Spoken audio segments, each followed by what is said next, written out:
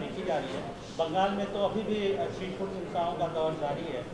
वहाँ की सरकार बोलती है बीजेपी का हाथ है, बीजेपी कहती है वहाँ की सरकार अपीसमेंट पॉलिटिक्स कर रही है। इस पूरे मामले पे आपका क्या रुख है? जहाँ कहीं भी हिंसा या वायलेंस होती है उसकी जिम्मेदारी वहाँ के स्टेट गवर्नमेंट पर आयद होती है।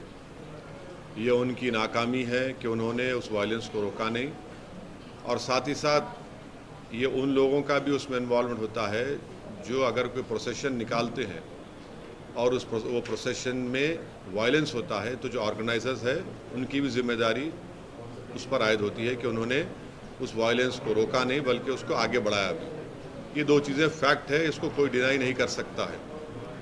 और तीसरी बात ये है कि जो कुछ बिहार में हुआ है, बिहार शरीफ में, जहाँ पर एक 100 साला मदरसे अजीज़िया को जला दिया गया, एक मस्जिद के मीनार को डैमेज किया गया और वहाँ पर एक टारगेटेड मुस्लिम माइनॉरिटी के दुकानों को निशाना बनाया गया, इससे साफ जाहिर है कि इसमें बहुत बड़ी प्लानिंग हुई है।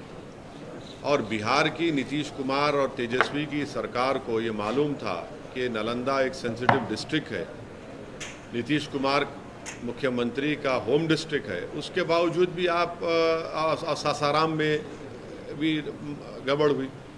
तो ये सरासर बिहार में जो कुछ हुआ ये सरकार के ऊपर जिम्मेदारी आयद होती है कि उन्होंने वायलेंस को रोका नहीं, और उनको मालूम था, उनके पास रिपोर्ट्स, इंटेलिजेंस रिपोर्ट्स थे कि यहाँ पर वायलेंस हो सकता है।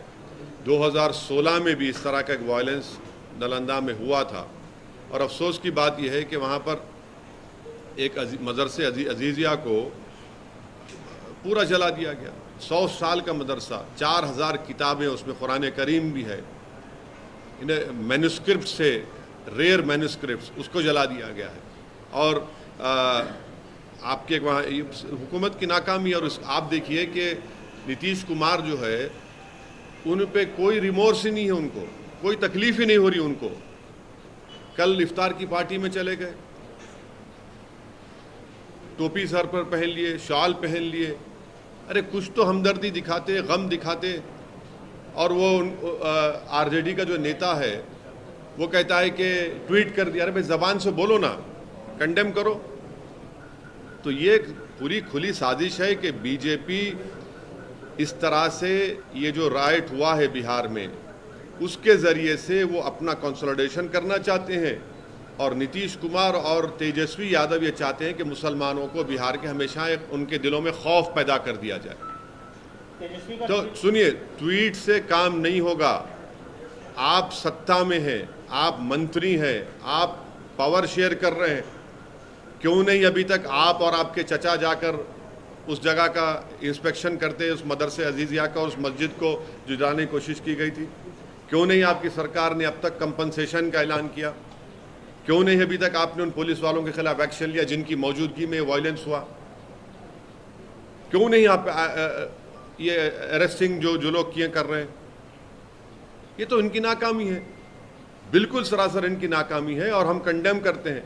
और देश के होम मिनिस्टर बोलते हैं कि उल्टा लटका देंगे अगर उनकी सरकार होती। तो फिर वडोदरा में क्या हुआ?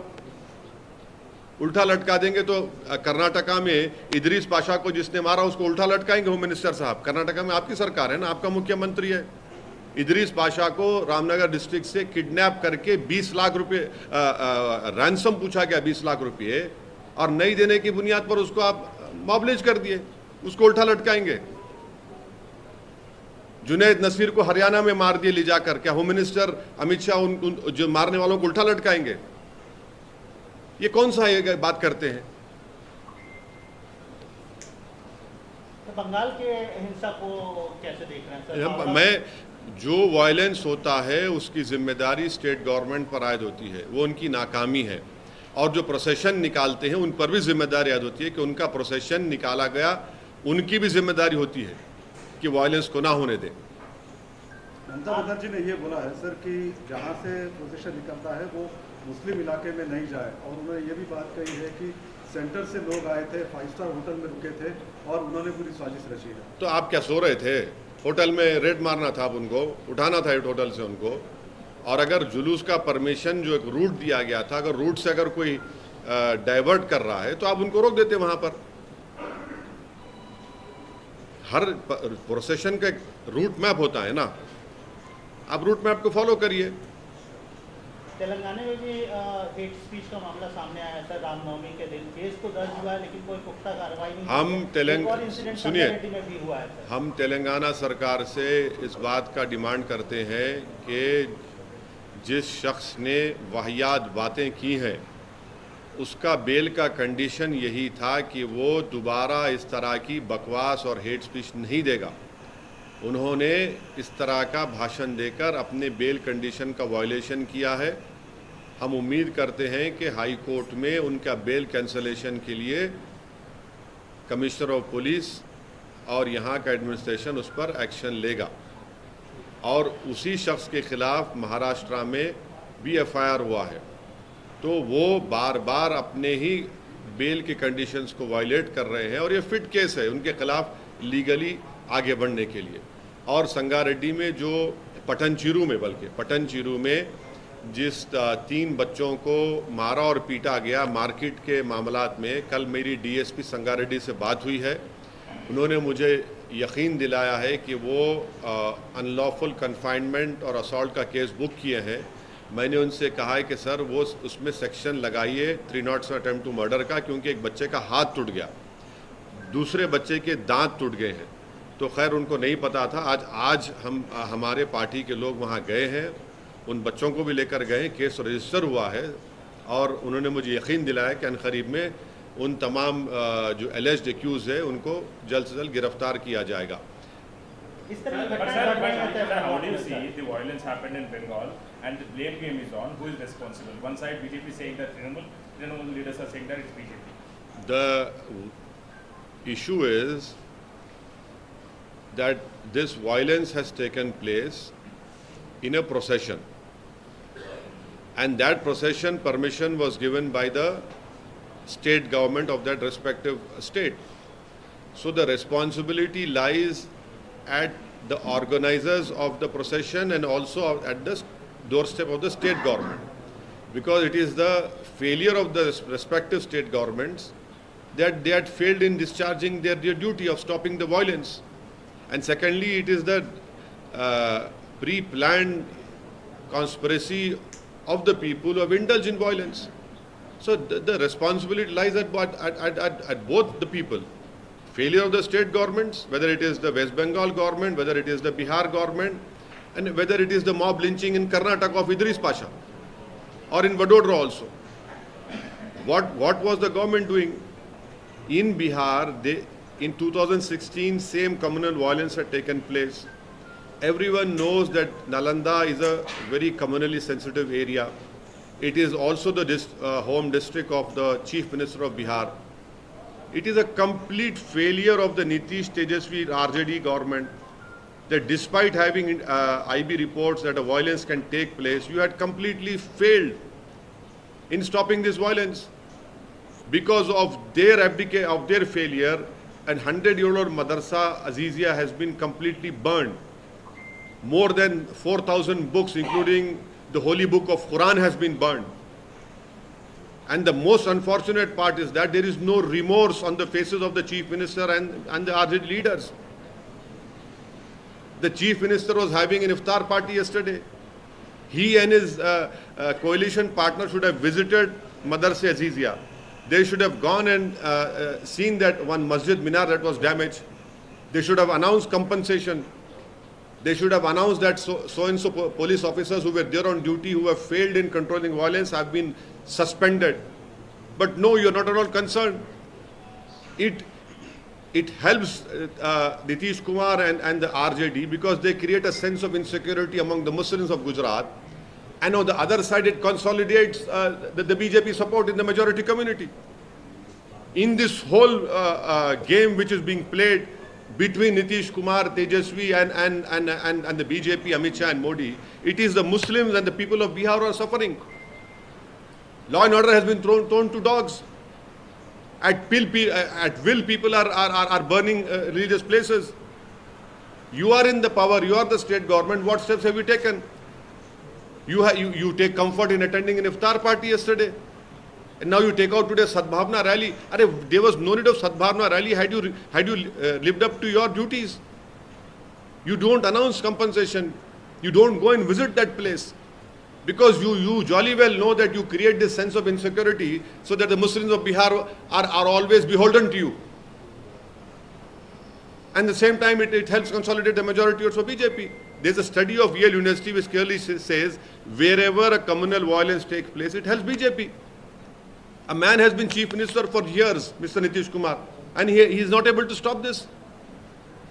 I condemn the behavior of Nitish Kumar and the RJD government, that they have completely failed in stopping this burning of this madrasa and the attack on the masjid, and a targeted burning of properties of Muslims had taken place in Bihar. Sir how do you see the blame game? क्या बोले एक minute. How do you see the blame game happening? मतलब No one is taking responsibility. It is very easy, na. It is very easy. You blame them, they blame them. Who are the sufferers? Violence, when it happens, it is the poor and common man who suffers. And who loses the property? Who goes to jail? Majority of them are Muslim minority. This is the game they have been playing for years. Also, sir, you are suggesting a political, basically conspiracy behind all this violence or this communal violence, sir. So you are hinting toward two particular party ruling in Bengal and opposition. I am saying in context of Bihar. In context of Bihar, which I know, that had the Nitish Kumar RJD government had decided that no violence will take place, the violence would not have happened. They have failed in controlling the violence in Nalanda. Completely failed. They jolly well know that if because of this violence, they send out a message to the Muslims of Bihar कि देखिए BJP आतंक कर रही है, अब आप हमारे साथ रहिए. और वहां पर बीजेपी क्या करती है कि मेजॉरिटी कम्युनिटी को बोलते देखिए आप अनसेफ हैं. तो दोनों का सियासी फायदा हो रहा है. नुकसान कौन उठा रहा है? गरीब उठा रहा है. किसका मदरसा जला, किसकी मस्जिद पे हमला हुआ, किसकी दुकान जली, कौन जेल को जा रहा है. यानी मुख्यमंत्री हैं और आप जबान से इसको कंडेम नहीं करते, ट्वीट करते हैं उनके अलायंस पार्टनर, इफ्तार की दावत कल खाते हैं, खजूर खाते हैं, कंपनसेशन अनाउंस नहीं करते, जाकर विजिट नहीं करते, वहां पर कुछ नहीं करते, क्योंकि मालूम ये कहां जाएगा बिहार का मुसलमान हमको छोड़कर. आप जाके मिलेंगे? बिल्कुल. देखिए, जिस दिन मैं सत्ता में आऊंगा वो सवाल करिए मेरे से आप. मैं सत्ता में नहीं हूं. सत्ता में जो लोग हैं उन्होंने संविधान पर कसम खाई है और देश के होम मिनिस्टर बोलते हैं कि उल्टा लटका देंगे, उनकी सरकार आएगी. अरे उल्टा लटकाइए ना बिल्किस बानो के कातिलों को, रेप करने वालों को उल्टा लटकाइए. इदरीस पाशा के जो मॉब लिंचिंग हुआ रामनगर डिस्ट्रिक्ट कर्नाटका में, किडनैप करके मार दिया गया उसको. जुनैद नसीर के मारने वालों को उल्टा लटकाइए. अमित शाह साहब क्यों नहीं लटकाते आप एक तरफा क्यों बात करते हैं? आप तो भारत के होम मिनिस्टर है ना. जब आप उल्टा लटकाने की बात कर रहे हैं तो ठीक है, संविधान भी उल्टा लटक जाएगा जब, तो सबको लटकाइए उल्टा आप. बोलिए. हाँ बोलिए. सर, चाइना ने अरुणाचल प्रदेश के 11 जगहों का नया नाम रिलीज किया, रिनेम कर दिया. अब सुनिए, तफसीली सवाल सुनिए. तफसीली जवाब ये है कि यहां पर मोदी सरकार एनसीईआरटी से मुगलों की तारीख को मिटा रही है, पास को. और चाइना जो है, जिसका मोदी जी G20 इंडोनेशिया में चेयर से, कुर्सी से उठकर पलटकर जाकर हाथ मिलाए थे, एनसीईआरटी में मुगलों की तारीख को मिटाया जा रहा है और चीन हमारी प्रेजेंट को मिटा रहा है. प्रेजेंट को मिटा रहा है हमारे नामों को. ये इसमें खुश है और चीन प्रेजेंट नामों को मिटा रहा है. तीसरी मर्तबा हो चुका है. क्यों हो रहा है? क्योंकि चीन जानता है कि देश के प्रधानमंत्री मोदी जी चीन का नाम नहीं लेंगे. दूसरा, ये सरकार फैक्ट्स नहीं बोलती. तीसरा, इनका रिस्पांस वीक है. इसीलिए इन तीन चीजों की वजह से चीन हमारे प्रेजेंट को मिटा रहा है और मोदी जी की सरकार मुगलों की तारीख को मिटा रही है.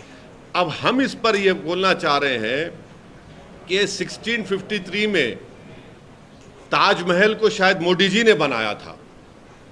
हाँ, 1648 में लाल किले को शायद नाथुराम गोडसे ने बनाया था, और 1857 की जो बेचारा जो बादशाह जो बर्मा जाकर मर गया, शायद वो सावरकर थे। और जो 1690 में जो पूरे विश्व का 24% जीडीपी था, शायद एम्परर मोदी जी थे, इसलिए 24% जीडीपी हो गया। यही प्रॉब्लम है, आप पास को मिटा रहे हैं और चीन प्रेजेंट को मिटा रहा है। ये प्रॉब्लम है भारत में। चीन के ऊपर देश के प्रधानमंत्री एक शब्द नहीं बोलते, फैक्ट्स को छुपाया जाता है, और वीक रिस्पॉन्स है। 3 चीज़ों की वजह से चीन ही हरकत कर रहा है। अब आप बोलिए क्या हमारा रिस्पॉन्स है? कुछ नहीं है, हम नहीं माने। अरे क्या आपके देश के इलाकों का नाम मिटा रहा है, आपको उसकी फिक्र ही नहीं है, मगर आप तारीख मिटाएंगे। 1650 में, 1640 में, सन 57 में क्या हुआ था। अरे भाई ये देखो, आप सत्ता में है, ये क्या हो रहा है, इस पर गौर करिए। सर, इस बार के पार्लियामेंट सेशन में बहुत सारी खेलबंदी हुई, कई पार्टियां एक साथ मिलकर खड़ी हुई, सब अपना अपना स्टैंड क्लियर कर रहे हैं। आप अभी तक अपना स्टैंड नहीं क्लियर। क्या मेरा स्टैंड क्या है? मैं तो हमेशा बीजेपी को अपोज कर रहा हूं और करता रहूंगा। तो मैं सुनिए क्या सुनिए जो मैं समझ गया आपका सवाल मेरे भाई। यूएपीए का जब कानून जुलाई अगस्त 2019 में अमित शाह होम मिनिस्टर लेकर आए थे, तो क्या कांग्रेस ने सपोर्ट नहीं किया था?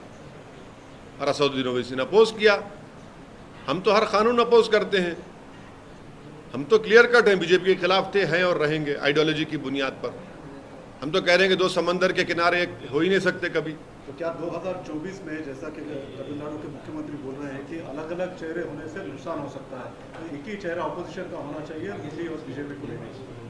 क्या उन्होंने ऐसा कहा है क्या? हाँ, उन्होंने कहा कि सब विपक्षी पार्टियों को एक साथ मिलकर आना चाहिए और एक ही चेहरा होना चाहिए, ताकि मोदी को, प्रधानमंत्री को एक चेहरा कौन है वो? केसीआर साहब से। हाँ, इन्हें एक चेहरा उन्हें बोले क्या उन्होंने? एक चेहरा कौन है? सभी लोग कोशिश कर रहे हैं। कौन? केसीआर साहब। नहीं, एक चेहरा उन्होंने बोले क्या? एक चेहरा कौन है? हम क्या बोल रहे हैं? भारत में अगर 24 में नरेंद्र मोदी को हराना है, बीजेपी को नहीं, नरेंद्र मोदी को दोबारा सत्ता से आने से रोकना है। बीजेपी अब नहीं रहे, खाली नरेंद्र मोदी पार्टी हो गई वो। नरेंद्र मोदी को रोकना है तो 540 पर 540 चेहरे मिलकर मोदी को हराना चाहिए।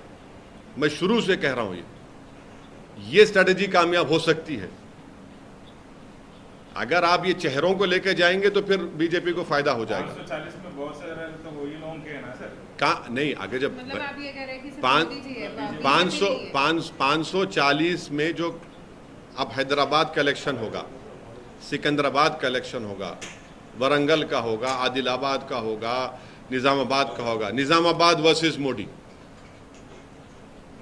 सुनिए, हाँ, अभी देख लो क्या होता। देखो अभी देख लो, महबूब नगर वर्सेस मोदी, किशनगंज वर्सेस मोदी।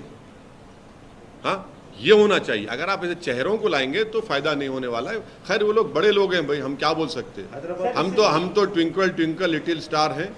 उनको उनके ख्वाब हैं, उनके जो भी ख्वाहिशात हैं, वो शायद वो देख के। आप यूनाइटेड अपोजिशन के पक्ष में हैं। आप जुड़ेंगे उनसे। अरे हम ही तो मुकाबला कर रहे हैं बीजेपी से।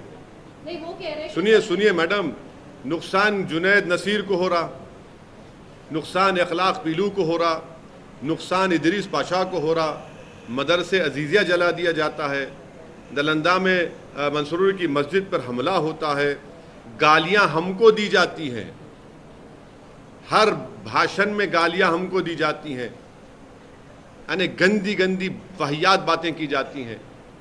मेंबरशिप अब्दुल्ला आजम की चले जाती है, मेंबरशिप फैसल की चले जाती है। कितने मिसालें आपको दूं? विक्टिम तो हम है ना, आप तो विक्टर हैं। विक्टिम तो हम है। सर, आपका कहना है कि यूनाइटेड अपोजिशन हो लेकिन कोई चेहरा ना हो, ये आप कहना चाहते हैं? ये मेरा मानना ये है कि भारत के जो लोकसभा के चुनाव होंगे, हर लोकसभा सीट पर बीजेपी से मुकाबला करने की ज़रूरत है, और वैसा होगा तो तभी तो कुछ होगा। तो क्या आप उनके साथ मिलेंगे सर, ये सवाल है। उनसे पूछिए मेरे से मिलना चाहते क्या। सर, तेलंगाना स्टेट के यूथ के लिए आप काफ़ी काम करते हैं। तेलंगाना स्टेट के यूथ के लिए, खासतौर से हैदराबाद के यूथ के लिए आप काम करते हैं, तमाम एजुकेशन इंस्टीट्यूट चलाते हैं। यहाँ के यूथ को लगातार कई परेशानियां सामना करना पड़ रहा है। TSPSC का इशू आया, पेपर लीक इशू। कल विकाराबाद में SSC का पेपर लीक हुआ। आज फिर वारंगल और तमाम जगहों से पेपर लीक का इशू आ रहा है। आप यहाँ की हुकूमत से क्या मांग करते हैं? नहीं, अब तो जो कल जो लीक हुआ उस पर तो बोल रहे कि उसका इतना उसका कोई इम्पैक्ट नहीं होगा। ये आज का मेरे को नहीं मालूम, मगर पेपर लीक आज का कंप्लेंट भी DO ने कंप्लेंट लॉन्च किया पुलिस से। जैसे शुरू हुआ उसके बाद लीक हुआ। अच्छा। लीक हुआ सर। नहीं मतलब लीक हुआ। नहीं, तो एग्ज़ाम शुरू होने के बाद लीक हो गया। एग्ज़ाम शुरू लीक, ठीक है, सरकार जांच करे, कौन कर रहा है उसके खिलाफ एक्शन ले। और जो पब्लिक सर्विस कमीशन का जो लीक हुआ है वो बड़ी अफसोसनाक बात है। कई नौजवान तकलीफ़ में है। हम उम्मीद करते हैं कि जो SIT बनाई गई है वो उन लोगों को सख्त से सख्त सज़ा दिलाएगी, और सरकार फ़ौरन जो ऐलान किया है, उन्होंने अनाउंसमेंट किया है कि उसका अलग पेपर किया जाएगा। यकीनन तकलीफ़देह बात तो है, उन बच्चों के लिए तो बड़ी तकलीफ़देह बात होगी जो बड़ी मेहनत और जुस्तजू के साथ किए हैं। मगर हम उम्मीद करते हैं कि जल्द से जल्द एग्ज़ाम हो, और इंशाअल्लाह हमको यकीन है कि वो एग्ज़ाम होने के बाद जितने भी पोस्ट नोटिफाई हुए हैं वो 2018 से पहले वो नौजवानों को नौकरी मिलेगी। ये हमको यकीन है। सर, डिस्क्वालिफिकेशन की बात आपने की है, कुछ ही देर पहले डिस्क्वालिफिकेशन की बात की है। क्या डिस्क्वालिफिकेशन? डिस्क्वालिफिकेशन, हाँ। अलग अलग लोगों के डिस्क्वालिफिकेशन। राहुल गांधी का डिस्क्वालिफिकेशन जो चल रहा है, हाँ। कल भी आपने देखा कई सारे लोग उनके वहाँ पर हाँ, जाना चाहिए, उनकी पार्टी का मामला है, मैं क्या करूँ।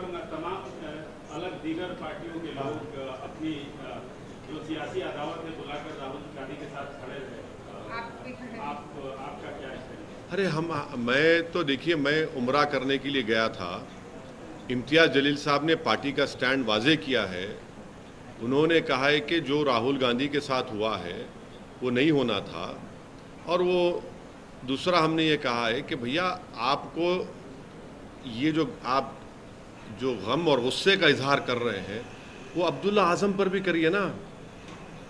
एक धरने के केस में मेंबरशिप चले गई उसकी। फैसल लक्षद्वीप के जब हुआ, जब तो कुछ नहीं हुआ, खैर अब तो उन्होंने केस लड़कर हाई कोर्ट से उनको रिलीफ मिल गया मेंबरशिप। उस वक्त भी आपने कुछ नहीं दिखाया था। हमारा बोलना ये है कि देश का मुद्दा राहुल गांधी नहीं है। मोदी जी ये चाहते हैं कि राहुल बनाम मोदी हो जाए, और हम ये चाहते हैं कि बेरोजगारी का मुकाबला मोदी जी से हो। मोदी जी ये चाहते हैं कि राहुल का मुकाबला मोदी जी से हो जाए। हम ये चाहते हैं कि महंगाई का मुकाबला मोदी जी से हो जाए। मोदी जी ये चाहते हैं कि राहुल का मुकाबला मोदी से हो जाए। हम ये चाहते हैं कि चीन हमारी ज़मीन पर कब्जा करके बैठा है और मोदी जी खामोश बैठे हैं। ये मुद्दे हैं। मोदी जी ये चाहते हैं कि ये बाइट इनको सामने कर दो। हम ये फिर से कह रहे हैं कि 24 में 540 चेहरे जब उभरेंगे तभी आप नरेंद्र मोदी को सत्ता से दूर रख सकते हैं। बीजेपी नहीं है, नरेंद्र मोदी पार्टी है। ये हम मानते हैं उस बात को। कर्नाटक इलेक्शंस अनाउंस हो गए, आप कितनी सीट्स पे लड़ेंगे? और मैडम, हमने 3 सीट्स पर तो अनाउंसमेंट कर दिए हैं। अनकरीब में और भी इंशाअल्लाह ताला सीट्स का आपको अनाउंसमेंट भी कर सकते। अलायंस अगर होगा तो भी बता पाएंगे आप। पंडित सर का कहना है सर कि ओल्ड सिटी में एक खास तबके के नवयुवकों को रमजान में छूट मिलती है।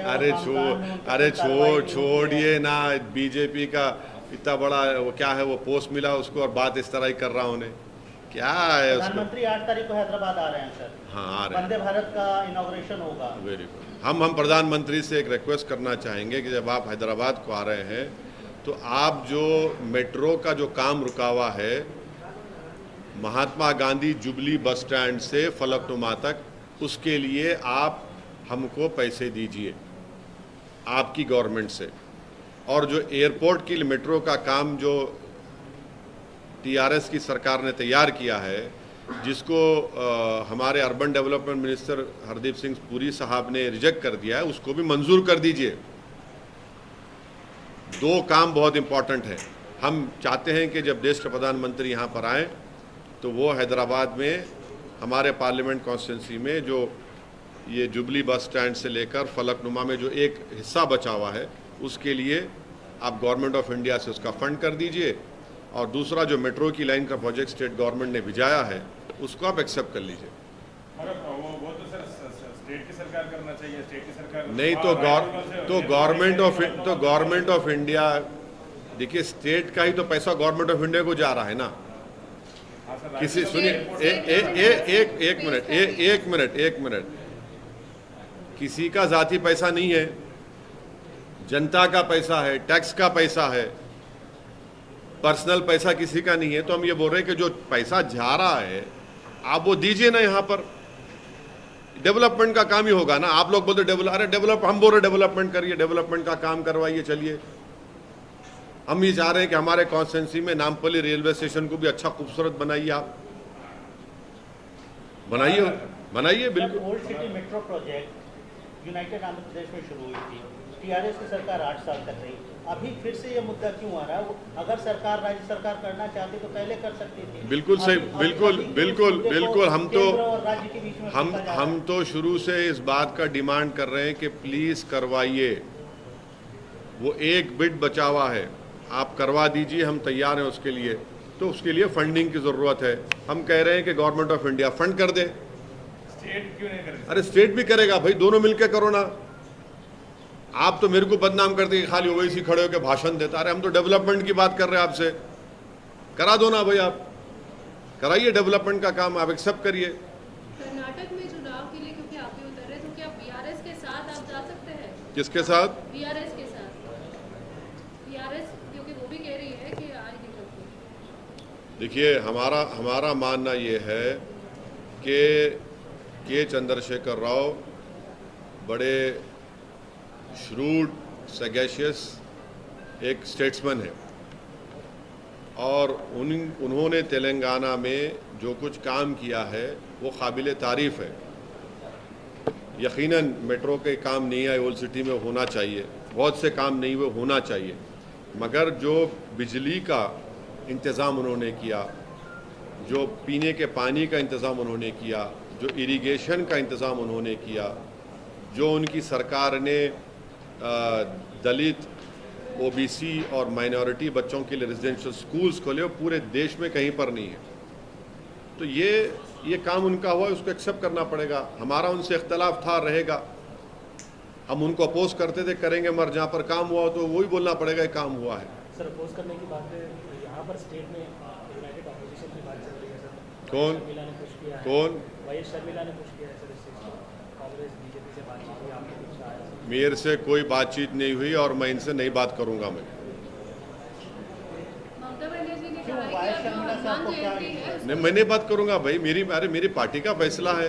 सर इन्फॉर्मेशन यह है कि कल आप मिलने वाले हैं। किससे? शर्मिला। देखिए, हम मुलाकात जब करते हैं ना तो शर्मा कर नहीं करते, मुलाकात खुल कर करते हैं। और हम नहीं मिलेंगे उन लोगों से, बिल्कुल नहीं मिलेंगे। हमारे को बात चीज़ों पे टीआरएस पार्टी से हमारा इख्तलाफ है, मगर जहाँ काम किए वो काम करना पड़ेगा, बोलना पड़ेगा। और यकीनन मैं समझता हूँ कि के चंद्रशेखर राव का जो विजन था तेलंगाना में, किसी हद तक उसको हासिल कर चुके हैं, और भी उनको करना है। हम तो बोल रहे और करो आप। हमारे परसों लिए हम रोड वाइडनिंग का, के.टी. रामाराव मिनिस्टर हमारे को रोड वाइडनिंग के लिए वो दिए हैं पैसे। डेवलपमेंट हमारा वो IS सदन का स्टील ब्रिज का काम रुका हुआ है, उसको हम बोले जल्दी कराइए आप। और आप देख रहे होंगे ये जू से लेके ब्रिज बन रहा है लंबा, लॉन्गेस्ट, वो भी वो का है। मिरालम टैंक की खूबसूरती का, उस पर ब्रिज का मसला है। ये सब हम दौरा होना है सर आपका? हाँ, राजस्थान होगा। राजस्थान में हमने एक स्टडी करवाई है राजस्थान के मुसलमानों की बैकवर्डनेस के ऊपर, socially, educationally, poverty, health, unemployment, ये सब कराए। उसकी रिपोर्ट का हम अप्रैल के 2nd हफ्ते में जयपुर जाकर एक्सपर्ट्स को बिठाकर वो रिपोर्ट हम लोग रिलीज़ करेंगे। और बताएंगे कि कैसा राजस्थान के मुसलमानों को ठगा गया है, चाहे वो भाजपा की सरकार हो या कांग्रेस की हो। वो रिपोर्ट राजस्थान में पार्टी की क्या तैयारियां हैं सर? चल रही है। पार्टी कैसे नहीं, कितने सीटों पे आप देखिए हमारी तैयारी चल रही है, हमको कामयाबी मिल रही है। हम जब बोले जनवरी में कि राजस्थान में बजट सिर्फ 99 करोड़ है, अशोक गहलोत ने उसको बढ़ा दिया, 299 करोड़ कर दिया। और फिर उसके बाद हम जुनैद और नसीर के घर पर जाकर मिले, मुख्यमंत्री को हमने कहा क्यों नहीं जाएंगे, उनको जाना पड़ा। हम हिसार गए, अब मुख्यमंत्री वहाँ पर जा रहे हैं। तो हमारा काम चल रहा है, अच्छा काम चल रहा है। हमारी टीम जमील खान साहब और पूरे हमारे कोर कमेटी के मेंबर्स बड़ी मेहनत कर रहे हैं और हम भी जा रहे हैं। मध्य प्रदेश में भी जाएगी पार्टी सर? मध्य प्रदेश में अभी हमारे को संगठन को और मजबूत करना है। अभी हम अनकरीब में हमारे उस संगठन के पोस्ट होल्डर्स का अनाउंस करेंगे, उसके बाद देखेंगे। सेंसस की बात आ रही है, उस पर वापस आ रहा है कि स्टालिन ने भी कहा कि सेंसस के ऊपर काम होना चाहिए, उसके बारे में आना चाहिए, कास्ट सेंसस जो है उसको लेकर। हाँ, कहाँ करवा दीजिए ना, जब आपके स्टेट में जहाँ जहाँ आप लोग स्टेट में पावर में वहाँ करवा दीजिए। और जब सेंसस की रिपोर्ट आएगी तो जिस कास्ट को बढ़ के हिस्सा मिला, जो पॉपुलेशन में कम है और जो पॉपुलेशन में ज़्यादा है जिनको हिस्सा नहीं मिला, उसका देंगे हिसाब। हम तो बोल रहे मुसलमानों का भी कराइए सेंसस, आप कास्ट सेंसस में मुसलमानों को उसे मुस्तस्ना मत रखिए। आप मुसलमानों में भी कास्ट है, कौन कह रहे नहीं है, बिल्कुल कास्ट है, रियलिटी है कास्ट। ममता बनर्जी जो है अब वो कह रही है कि हनुमान जयंती को लेकर जो है बहुत ज़्यादा सचेत और सतर्क रहना पड़ेगा। देखिए, लॉ एंड ऑर्डर और पीस मेंटेन करने के लिए ममता बनर्जी को पूरी कोशिश करनी चाहिए। हम भी जनता से अपील करेंगे बंगाल की कि क्यों आप वायलेंस की इजाज़त दे रहे, पीस को बरकरार रखिए, पॉलिटिकल फाइट लड़िए अपना। सर औरंगाबाद में भी हिंसा हुई सर, आपके हाँ, इम्तियाज़ जलील साहब को आप लोग क्रेडिट नहीं दे रहे, आप लोग तो क्रेडिट दे ही नहीं रहे इम्तियाज़ जलील को।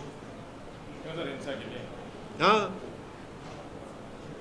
हिंसा के लिए दे दो कम से कम। चलो, अगर वो मंदिर में जाकर नहीं बैठती इम्तियाज़ जलील तो क्या होता था वहाँ पर? 3 घंटे इम्तियाज़ जलील बैठे रहे मंदिर के, पूरे क्राउड को भगाए वहाँ से। खुद पुलिस के लोग अपने व्हाट्सएप ग्रुप में बोल रहे बात को कि इम्तियाज़ जलील अगर नहीं होते तो वहाँ पर हिंसा हो जाती, वहाँ पर बहुत बड़ी गड़बड़ होती। आप लोग सिर्फ नेगेटिव स्टोरीज़ को और सेंसेशनलाइज करने की स्टोरीज कैरी करते। इम्तियाज़ जलील पे करिए ना आप लोग। मेरे ख्याल से खाली एक हमारे इंडिया टीवी ने इम्तियाज़ जलील को बुलाकर उनको सराहा, उनकी मेहनत को इंडिया टीवी बुलाए। वेरी गुड, शुक्रिया आपका, आपके ही बहादुरी के उन जर्नलिस्ट थे, उन्होंने 25-20 साल के। और फिर वहाँ पे अरेस्टिंग हो रही, वो अरेस्टिंग को, गलत लोगों की अरेस्टिंग नहीं होना, और उस जिन गलत बच्चों का अरेस्टिंग किया जा रहा है वहाँ पर हमारी मुकामी यूनिट ने वहाँ पे लीगल एड फराहम करने की कोशिश कर रहे हैं। मगर ये क्या हो रहा है, क्यों हो रहा है? इतने स्पीचेस हुए वहाँ पर, 50 लव जिहाद के ऊपर, सोकॉल्ड लव जिहाद पर भाषणें हुई, रोकते नहीं है सब महाराष्ट्र की सरकार।